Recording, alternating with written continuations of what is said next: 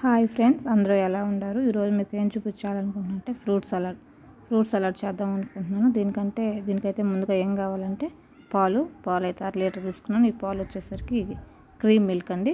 Packet పాలు అయితే మామూలుగా వెన్న తీసేస్తుంటాయి, అందుకని నేనైతే క్రీమ్ మిల్క్ పాలు తెచ్చుకున్నాను 1/2 లీటరు. చూడండి, 1/2 లీటర్లు అయితే కొద్దిగా అయితే తీసి పెట్టుకున్నాను, మనం పౌడర్ కలుపుకోవాలి కాబట్టి. అవైతే ఏరే గిన్నెలో తీసి పెట్టుకుంటున్నాను. పాలు 1/2 లీటర్ తీసుకున్నాం కాబట్టి మనం పౌడర్ కావాలి. పౌడర్ వచ్చి 1/2 లీటర్కి 2 స్పూన్లు.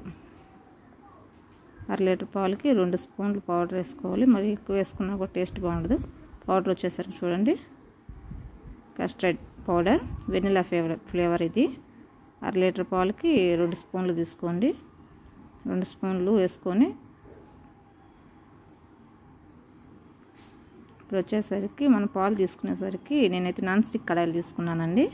మామూలుగా అయితే పళ్ళచట్టి పెట్టుకుంటే అడుగు మాడిపోతాయి, అందుకని ఏమన్నా కడాయిలు నాన్ స్టిక్ కాకుండా మామూలుగా గిన్నె ఏమైనా పెట్టుకున్నప్పుడైతే కొంచెం మందంగా ఉండేది చూసి పెట్టుకోండి. ఇప్పుడు మనం 2 స్పూన్లు తీసుకున్నాం కదా, అది వంట లేకుండా కలిపి విధంగా చూడండి. ఒకసారి వంట లేకుండా మొత్తం మామూలుగా కలిపేసి పక్కన పెట్టేసుకుందాం. పాలు అయితే మరగతా ఉన్నాయి, బాగా కాగాలి పాలు. పాలు అయితే బాగా చిక్కబడేదాకా బాగా కలుపుకోండి. 1/2 లీటర్ పాలు తీసుకున్నాం కాబట్టి చక్కెర వచ్చేసరికి 5 స్పూన్లు చక్కెర సరిపోతుందండి. 5 స్పూన్ల చక్కెర వేసుకొని బాగా కలుపుకుందాం. బాగా చిక్కబడాలి పాలు. నీళ్ళు అయితే 1 డ్రాప్ కూడా వేయొద్దండి, తీసిన పాలు తీసినట్టు వేసుకోండి. ఇప్పుడైతే మనం కలిపి పెట్టుకున్నాం కదా పౌడర్, దాన్ని మళ్ళీ ఒకసారి బాగా కలుపుకుందాం. చూడండి, కలుపుకుందాం. పాలు అయితే అడుగంటకుండా బాగా కలిపెట్టుకుంటూ ఉండాలి. కొంచెం బాగా చిక్కబడిన తర్వాత ఇది మనం కలుపుకున్న మిశ్రమాన్ని అయితే దాంట్లో పోసేసుకొని మెత్తంగా బాగా వంట లేకుండా కలిపెట్టుకోవాలండి. చూడండి, మనం మంట వచ్చి సిమ్లో పెట్టుకొని వంట కట్టకుండా కలిపెట్టుకుంటూ ఉండాలి. పిల్లలైతే దీన్ని బాగా ఇష్టంగా తింటారండి. ఫ్రూట్స్ తినని పిల్లలు కూడా ఇలా చేసి ఇచ్చామంటే బాగా ఇష్టంగా తింటారు. మనకి ఏ ఫ్రూట్స్ అంటే ఇష్టమో అన్నీ కూడా మనం ముందుగానే తెచ్చి పెట్టుకొని కట్ చేసి పెట్టుకొని పక్కన పెట్టేసుకుందాం.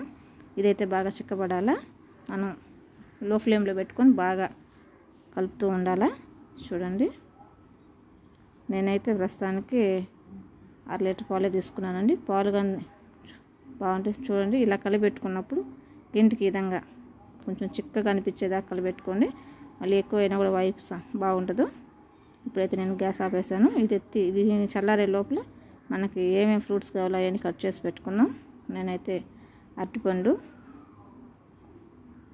దానిమ్మ, ద్రాక్ష, యాపిల్ తీసుకున్నానండి.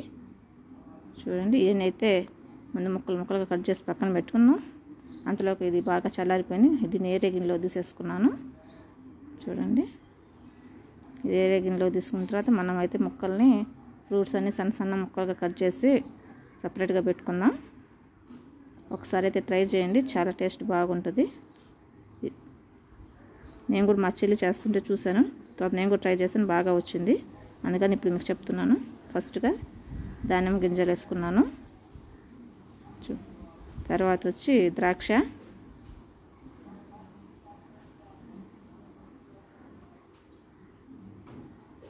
తర్వాత వచ్చేసరికి యాపిల్ వేసుకున్నాను. తర్వాత వచ్చి అరటిపండు వేసుకున్నాను.